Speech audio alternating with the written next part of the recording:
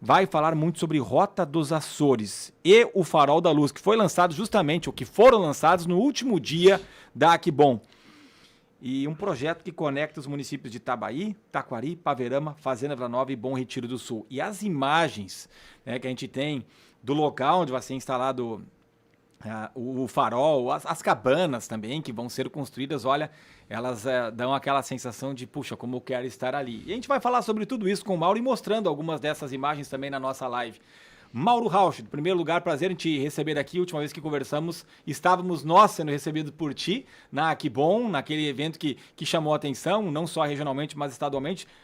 Parabenizar pela organização, né, resultados também do evento. Falar um pouquinho dessa Aquibom para daqui a pouco falarmos também sobre a Rota dos Açores. Bom dia. Bom dia, Ricardo. Bom dia, Rita. Bom dia aos ouvintes, aos espectadores, né? Porque agora a gente não sabe mais se é rádio, se é TV, se é rádio, TV, TV é rádio.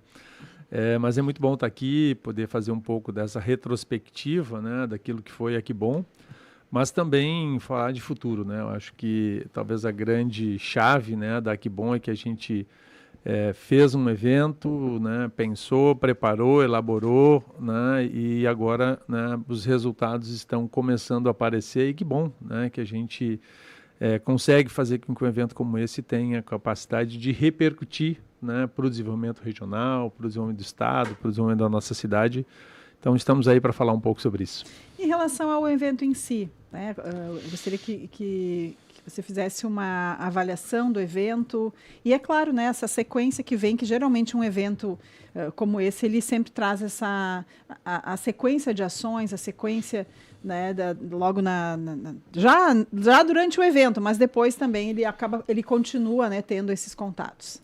Eu acho que Rita, o evento traz assim, uma discussão importante, né, para o Estado acerca da aquicultura, mas mais especificamente da piscicultura, né, como uma atividade econômica viável, né, uma atividade econômica importante, porque ela, além de poder ser para muitos primeira atividade, mas ela pode ser uma segunda ou terceira atividade para o produtor rural, que é extremamente importante.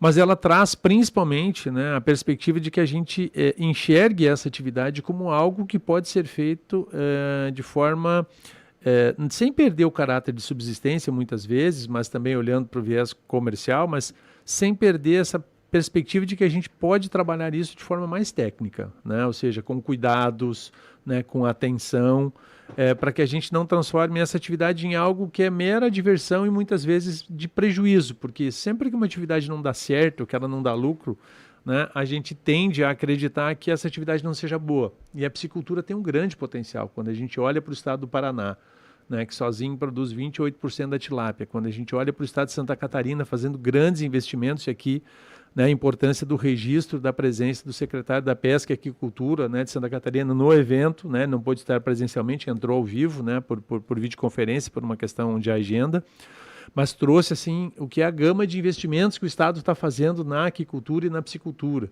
Né, quando você vê o governador segurando uma tilápia, ajudando a arrastar uma rede de tainha, né, mostra assim, que o envolvimento, né, do Estado nesse projeto, e que a gente acredita que agora com a Aquibom, com a presença, né, do secretário da Agricultura, de Wilson, do secretário Covatti, que a gente tem uma porta, né, de oportunidade para que a gente faça com que essa atividade seja efetivamente algo importante e possa se desenvolver. E claro, aqui sem, né, esquecer de falar da Emater, né, como o grande braço da extensão rural, mas um braço, né, com qualificação, com conhecimento, com experiência, né, e com credibilidade para fazer com que os produtores possam apostar nessa atividade. E eu acho que outros, né, resultados importantes que vêm da feira, né, também agora amanhã eu devo, né, oficialmente, né, ser designado como coordenador da Câmara Setorial da Piscicultura no Estado. Amanhã eu vou a secretaria em Porto Alegre para assumir esse encargo, né? Só para ficar claro, não é um cargo público, não é emprego, não tem salário, é apenas, né, uma designação, né, de alguém para acompanhar essa atividade e ajudar no desenvolvimento das políticas e até das ações voltadas à piscicultura. Acho que Bom Retiro ganha também com isso, né? Acho que a cidade, né, tem um projeto de lei que está tramitando, que Bom Retiro vai ser a capital estadual, né, do desenvolvimento sustentável e da inovação tecnológica na piscicultura. Então o município ganha também com com esse status, né? Porque ninguém vai aprovar uma lei que não tem uma finalidade, né? Então, eu até brinquei com o deputado Sérgio Pérez, né? Que junto com a lei, espero que já venha uma designação de recursos, né? Para a gente poder implementar uma política, né? Além, claro, da gente ter conseguido reunir todos os atores da cadeia, né? A indústria de ração, a tecnologia, né? As startups, as indústrias de máquinas e equipamentos, enfim, todos esses atores que fizeram parte deste evento, né, e que tenho certeza já estão animados pela segunda-feira, né, as questões climáticas que muitos, né, se preocuparam, elas talvez atrapalharam a gente um pouco na programação cultural do sábado, que tínhamos aqui inclusive o apoio, né, do Grupo Independente, especialmente da Rádio Tropical, mas do ponto de vista técnico, eu acho que a gente não perdeu absolutamente nada, pelo contrário, eu acho que a gente ganhou uma projeção e uma dimensão muito maior do que a gente esperava, né? Especialmente com aquilo que nós vamos falar em seguida também aqui, que é um pouco da perspectiva do turismo, né, que surgiu como uma segunda temática na feira. E já com a segunda edição prevista. Segunda edição prevista, né, de 5 a 7 de novembro de 2027, né, vai ser uma feira de 2 em 2 anos, até por respeito também a outros eventos, né, que a gente tem regionais, que eu acho que é importante. Eu me lembro que eu já conversei até com o presidente da SIC de Teutônia, né, com o pessoal de Estrela também, que a gente precisa fazer com que essas feiras todas se conversem, né? As feiras têm que estar umas dentro da outra, né? Nós não temos que nos preocupar se alguém vai roubar espaço, é o contrário, né? Quanto mais as feiras estiverem dentro das outras feiras, mais nós divulgamos os eventos, porque as pessoas estão loucas para ir nos eventos, as pessoas querem ver, as pessoas querem conhecer, as pessoas querem gastronomia, as pessoas querem diversão, as pessoas querem show. Então, acho que a gente não concorre, né? Não existem feiras concorrentes, elas são todas complementares e elas vão acabar ajudando, né, no desenvolvimento dos municípios, na atividade econômica, fomentando o comércio, serviços, enfim. Acho que a gente ganha muito com essa integração. Vamos por partes. Primeiro, 5 a 7 de novembro está confirmado, tinha uma possibilidade até de pegar o feriado de 20 de novembro, né? Mas resolveram então por essa data, por que dessa escolha e o mesmo local? A princípio o mesmo local, né? Nós esperamos que até lá a gente também já tenha uma infraestrutura ainda mais preparada para receber a segunda-feira.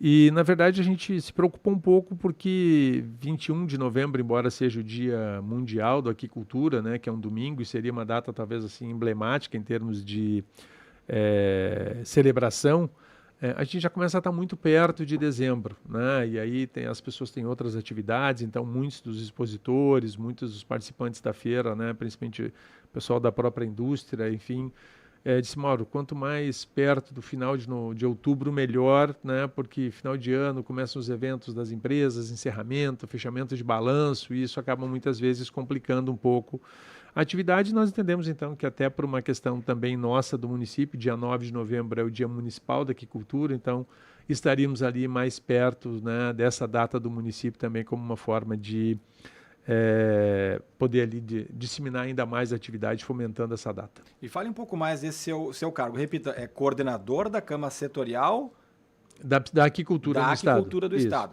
Bom, você falou, não é um cargo remunerado, não faz parte do governo. Explica um pouco mais, então, se já existe esse cargo, ou está sendo criado, então agora me parece que é isso, né? E qual será o seu trabalho daqui para frente? Não, na verdade, existem câmaras setoriais de vários segmentos, né? A aquicultura é só mais uma câmara setorial. Você vai encontrar a câmara setorial da apicultura, você vai criar a Câmara Setorial do Calçado, você vai ver que tem câmaras setoriais de vários segmentos produtivos do Estado. Algumas dessas câmaras setoriais são criadas por lei, algumas câmaras setoriais foram criadas por decreto e algumas foram criadas por portaria das secretarias. Por exemplo, a Câmara Setorial da Aquicultura, ela já existia, eu não sou o primeiro coordenador, okay. A coordenadora que eu estou sucedendo é a Gabriela Matei, né, que por uma questão de saúde acabou se afastando, e interinamente o Sampaio, que é o coordenador regional aqui da piscicultura da Emater, estava interinamente na posição, e agora, como o final do ano seria o momento de fazer a transição, ou seja, a troca do coordenador, então se aproveitou, que bom, para escolher um novo representante, e nesta reunião que aconteceu, inclusive eu nem pude participar em função de todas as questões que estavam acontecendo na feira, eu acabei sendo escolhido, né, por representantes da Emater, do setor produtivo, das empresas, dos produtores, das entidades associativas do segmento, né? E aí são um período de 2 anos, né? Então nós ficaremos aí até possivelmente a próxima Aquibom, né? Então naquele momento ali possivelmente teria ali uma transição para uma nova pessoa, uma continuidade, aí naturalmente vai depender do que a gente vai fazer. A função é mais interligação, é eventos, é participar de outras ações. Aí, pensando no Estado, claro que dentro do possível, levando o Vale do Taquari também para essa discussão, mas é pensando muito mais o Estado como um todo na aquicultura, na piscicultura. Na verdade, a Câmara Setorial ela cumpre um pouco desse papel, digamos assim, de reunir os atores privados, né? E levar um pouco das demandas, das necessidades e das carências e das ambições, vamos dizer assim, do setor privado para o poder público, né? É também o papel de ajudar a desenvolver a política pública da aquicultura, ou seja, né, o que nós precisamos? É financiamento, nós precisamos de subsídio, nós precisamos de isenção de tributos sobre a ração, nós precisamos de algum programa de distribuição gratuita de alevinos, enfim... precisamos de alguma política voltada à construção de frigoríficos, de pequenas agroindústrias, enfim, é um pouco deste papel, né? A minha intenção como coordenador é criar pequenos grupos temáticos, né?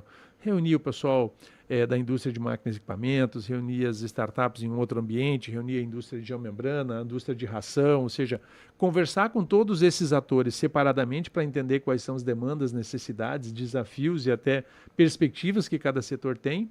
E depois de levantado isso, sim, reunir todos os atores numa grande mesa para dizer, bom, diante dessas situações, quais são as políticas que nós podemos desenvolver para que todos da cadeia possam, de alguma forma, ganhar, ou seja, crescer enquanto atividade, e o que o Estado, então, precisaria fazer, né? Então, o que nós levaríamos lá para o secretário de Agricultura e para o secretário de Desenvolvimento Rural, que levaríamos ao governo do Estado e que levaríamos à Assembleia Legislativa como ator responsável pela aprovação, enfim, da legislação, aprovação do orçamento, né? Ou seja, tudo isso a gente precisa construir, assim como as linhas de crédito que vão principalmente para os bancos públicos, né? Ou seja, que tipo de subsídio nós poderíamos ter para a aquicultura, no Banrisul, no Badesul, no BRDE, né? Além das linhas federais que você vai encontrar no BNDES, por exemplo. Ou seja, esse me parece um pouco do papel, né, do coordenador. Não é decidir, mas sim é reunir as pessoas à mesa e ver, ouvir, escutar, organizar, estruturar tudo isso e aí levar para quem tem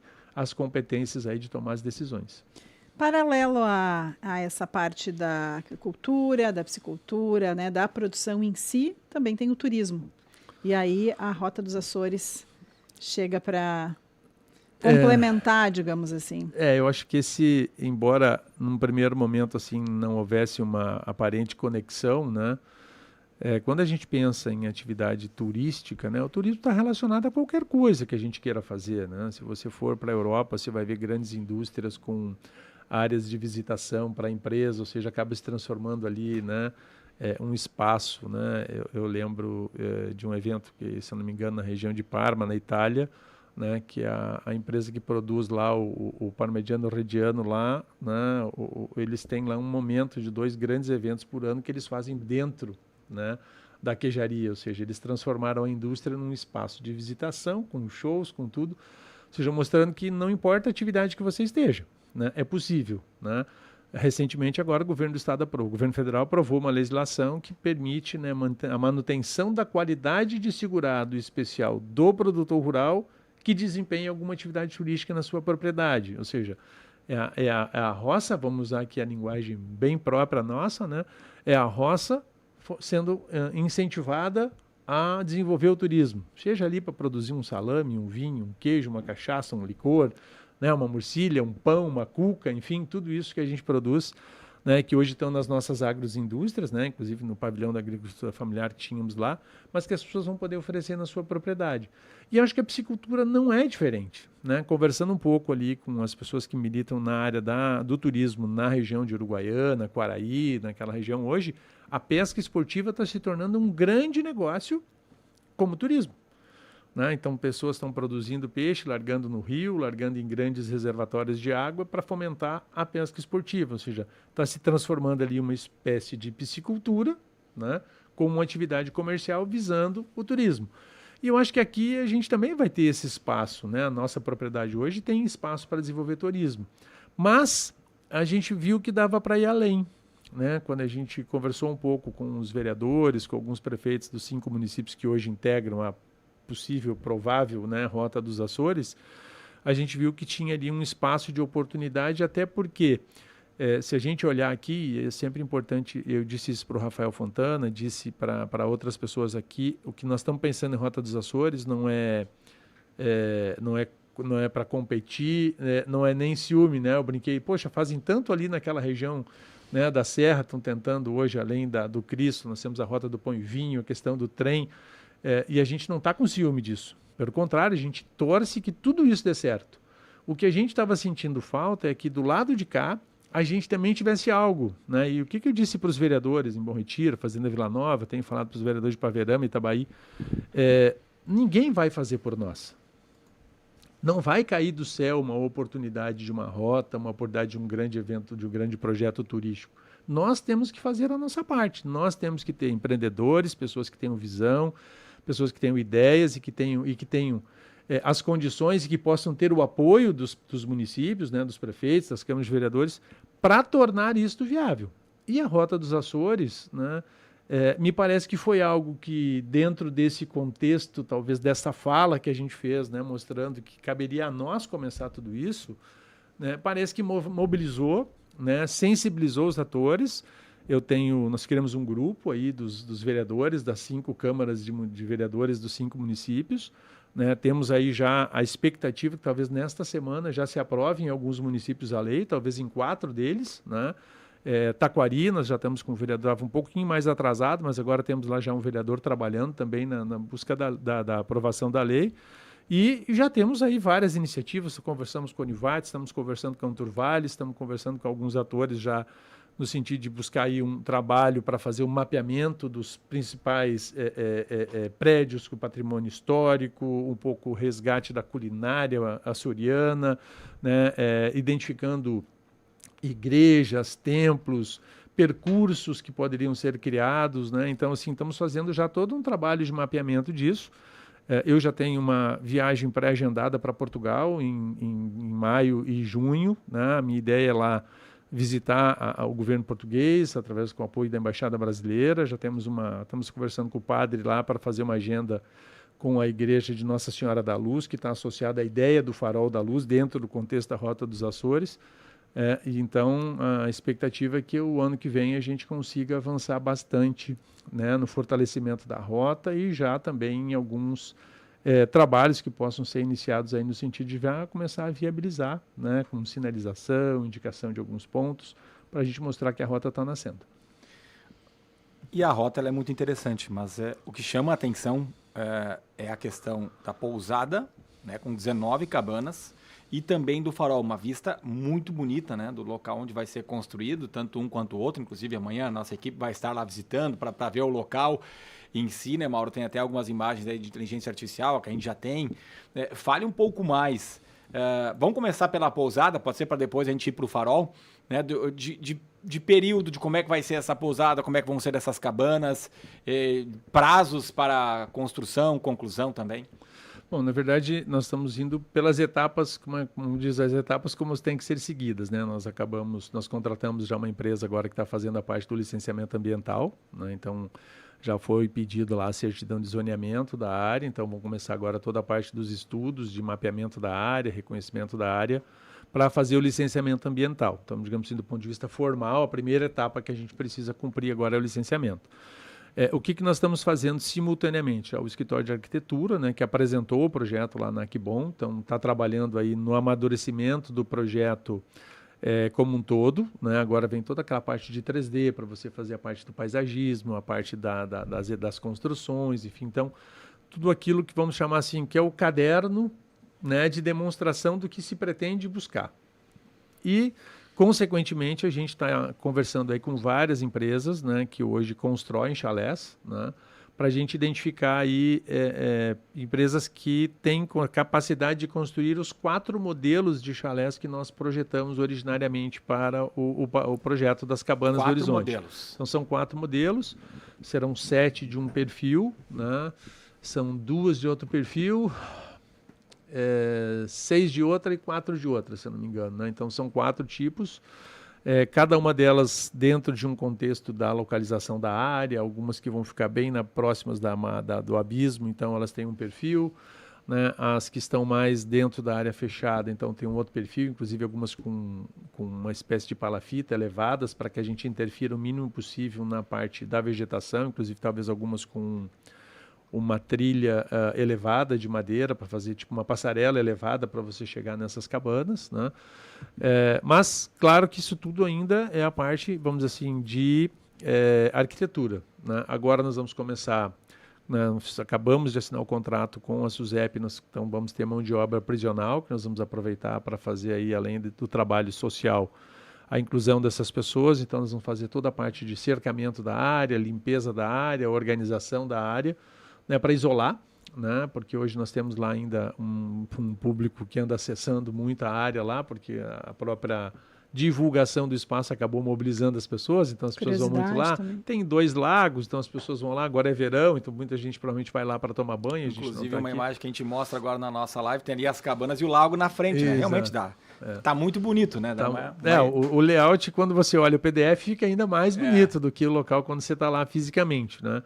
Então, as cabanas estão nessa expectativa. Qual é o nosso plano, né? Aprovado o licenciamento ambiental, a licença de operação e de instalação, a meta nossa é que no próximo verão, ou seja, no verão de 26 para 27, a gente tenha pelo menos 4 chalés à disposição. Este é o plano, né? Então, essa é uma expectativa que a gente tem, mas claro que aí a gente depende um pouco também das questões legais. Nós ainda não vamos ter provavelmente toda a infraestrutura, então os chalés naquele momento ainda vão estar muito adaptados para as pessoas que gostam um pouco mais dessa rusticidade, ou seja, não vai ter toda a pavimentação, não vai ter toda a iluminação, mas enfim, é uma perspectiva que muitos consumidores desse tipo de serviço procuram. Então, provavelmente no verão de 2026 para 2027 a gente já deve ter pelo menos os 4 primeiros chalés em operação. Vai sendo projetado e executado em paralelo à questão da Rota dos Açores. Independente da velocidade em que a Rota dos Açores for acontecer, o farol e as cabanas e essa infraestrutura vai estar em andamento. Acho que é importante a tua pergunta, Rita, até para a gente mostrar, para a gente talvez dividir bem isso, né?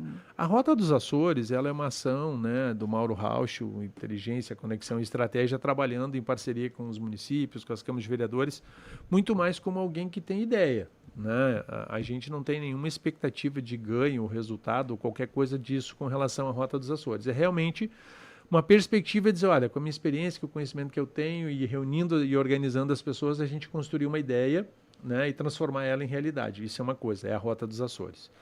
A pousada, a Cabanas do Horizonte, é um projeto da nossa empresa. Então, ele é um projeto da Rauch Agroflorestal, que também tem hotelaria nas suas atividades. Então, ele é um projeto privado nosso enquanto empresa que nós vamos desenvolver. O projeto do Farol, ele também é um projeto de ideia que a nossa empresa, de alguma forma, está estruturando, mas ele também não é um projeto que será executado por nós, né? O objetivo com o projeto do Farol, usando muito da inspiração do Cristo, né? Eu tenho dito nas entrevistas, né, que o Farol é o nosso Cristo e isso não é uma apropriação, é enaltecer um projeto que deu certo, né? A ideia é transformar ele num fundo de investimentos ou numa associação, como foi feito lá em Encantado, para que investidores, né, conhecendo o projeto, identificando as potencialidades e percebendo que esse investimento pode ter retorno e que possa ser uma boa atividade para se investir, então que essas pessoas façam aportes, né, dentro dessa sociedade e a gente possa desenvolver o projeto. Então, por isso, nós projetamos, né, que o Farol estaria concluído em 8 anos, né, porque sabemos que, além da parte de licenciamento que já está sendo feito, toda uma questão de estudo, de viabilidade econômica, de expectativa de retorno, de valores a serem investidos. Então, sim, quando nós pensamos em 8 anos, nós pensamos aqui estrategicamente, se fôssemos 10 investidores, R$300 mil por ano, que não é pouco dinheiro, né? Mas que também não é algo que assuste à primeira vista de que você tem que fazer um levantamento aí de 30 milhões do dia para a noite. Então, você projeta no tempo, né? Você trabalha toda a parte de mídia, explora bem as potencialidades, dá tempo de tratar com o poder público, principalmente estadual, a pavimentação do acesso local, ou seja, tudo isso que a gente tem que trabalhar com 1 ou 2 orçamentos do poder público estadual também para poder tornar isso viável.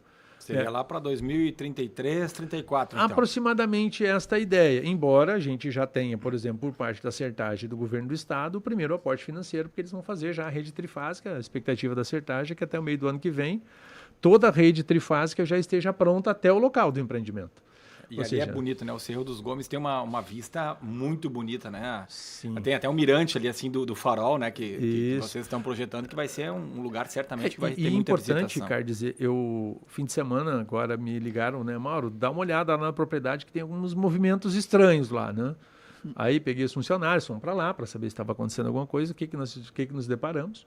O meu vizinho, lindeiro, já está fazendo uma obra gigantesca lá, de terraplanagem, um grande açude, limpou a área dele, ele tem um espaço lindo, eu diria que até mais bonito do que o nosso, porque o nosso ainda está mais bruto, de frente para o farol. Ou seja, ele já tem uma área tudo legal, tudo pronta, regularizado. Tudo ele arrumadinho. Ele está aproveitando também, coisa ele me disse, outra. claro, eu vi você falar disso no sábado, no domingo, terça-feira eu chamei as máquinas aqui e já comecei a ajeitar a minha área. Bem adiantado, né? já. Então, e aí, se você for olhar, no fim de semana eu recebi já 2 dessas publicações que corretores fazem, né? 2 corretores já vendendo áreas no Cerro dos Gomes para chalés. Ou seja, de alguma forma, né, tá contaminado no bom sentido, né, da palavra contaminado, ou já há um contágio das pessoas pela potencialidade que o lugar tem. Então, a gente acredita que a gente talvez tenha, né, com nossa ideia, com a nossa iniciativa, talvez despertado um novo potencial turístico e econômico e social, né? Porque a consequência social ela também decorre disso para as famílias que moram naquele local, né? Que pode gerar aí nos próximos anos novas oportunidades. Mauro, parabéns aí pelas iniciativas, estamos à disposição aqui na Rádio Independente, vamos continuar acompanhando, né, mais esse desenvolvimento regional aqui. Parabéns também pelo cargo aí de coordenador da Câmara Setorial da Aquicultura, né, do Estado do Rio Grande do Sul, que bom, e esses empreendimentos que vêm para alavancar ainda mais o nosso turismo aqui na nossa região. Bom, obrigado, Ricardo, Rita, né, sempre um prazer e sempre que necessário estamos aqui à disposição para falar desse e de outros assuntos. Já conversei aí com a equipe de editorial aí do jornalismo, que já vai ter uma outra pauta bacana aí, porque a gente deve voltar nos próximos dias aí, Ricardo. Obrigado. Tá certo, mais uma vez, muito obrigado ao empresário Mauro Rauch. 11 horas, 1 minuto, 25 graus e 3 décimos é a temperatura. Vem a Independente Notícias, o intervalo e já voltamos com Troca de Ideias.